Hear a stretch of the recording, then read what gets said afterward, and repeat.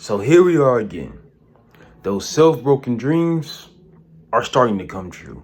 Now we all have to remember, before Drew McIntyre became a lost cause, that he was the guy at one point. He was the guy WWE looked at as next up, next in line, the future of the company and everything. But he got fired. Then he busted his ass to get back there. You know, he did his thing in Impact. I think he was Impact World Champion. And I think he did a couple of indie shows. And he came back to WWE being a lackey for guys like Shane McMahon and Dolph Ziggler. Now, Drew McIntyre got out of that shadow because he knew he could be more than that. And he decided to kind of bet on himself a little bit. And where did betting on himself lead him? Him winning the Royal Rumble and him going to a crowdless WrestleMania back in 2020, beating Brock Lesnar for the World Heavyweight Championship. Now, mind you, Drew McIntyre was the beacon of hope because, you know, Brock Lesnar wasn't like a real great champion at that time.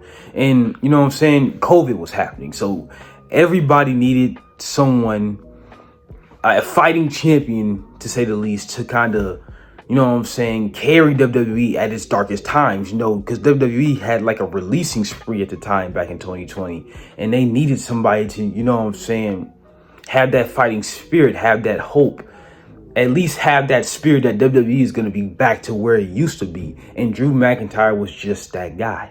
Drew McIntyre was a great champion, a fighting champion, you know what I'm saying, defended the title at all costs. Had a lot of banger matches at the time.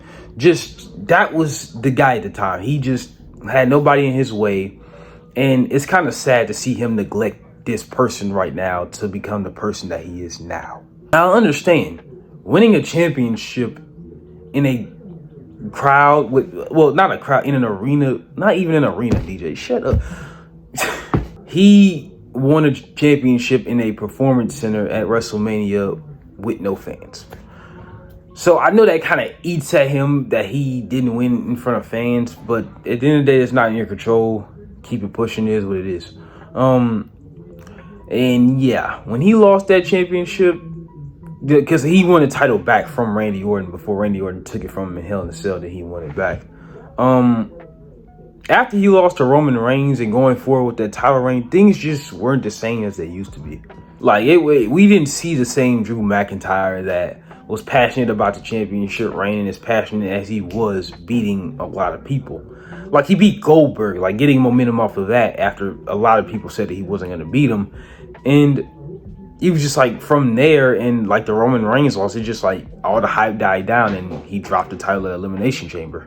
But then going forward, it was just like Drew McIntyre was still that same guy who, he got his passion back, but when it came to the big matches, he folded. Like, for example, faced Bobby Lashley for the championship at WrestleMania 2021. Lost. Faced Bobby Lashley again inside Hell in a Cell. Lost. Faced Big E for the championship. Lost. Even fought for the United States Championship. Lost. Hell, he even tried to get Gunther, which I thought Drew McIntyre was actually going to beat Gunther in his reign. But then again, lost. So I didn't understand the problem with Drew McIntyre just continuously losing all of these matches and just absolutely just shitting the bed every time he got an opportunity. It was safe to say that his downfall was inevitable. And then we move on to the big time. Roman Reigns versus Drew McIntyre. And this went real downhill, like really downhill. Because at the time, Drew McIntyre had a lot to do with Karrion Kross, and Karrion Kross is going to be a major part in this story. And then it had to do with just Roman Reigns and the Bloodline. So, Clash at the Castle. About to win the match, and yeah, we all know how that went. And from there, it was just like, he was so focused on revenge. He got involved in other people's businesses when it came to the Bloodline. Like, we just did not know what was going on with Drew McIntyre.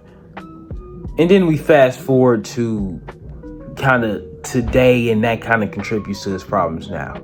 Fingers are being pointed everywhere else except for Drew McIntyre's direction, which that's kind of the main problem with Drew McIntyre now, as we all know. From the weird obsession with CM Punk and the absolute cringe feud he had with like guys like Damian Priest, like it just all went downhill.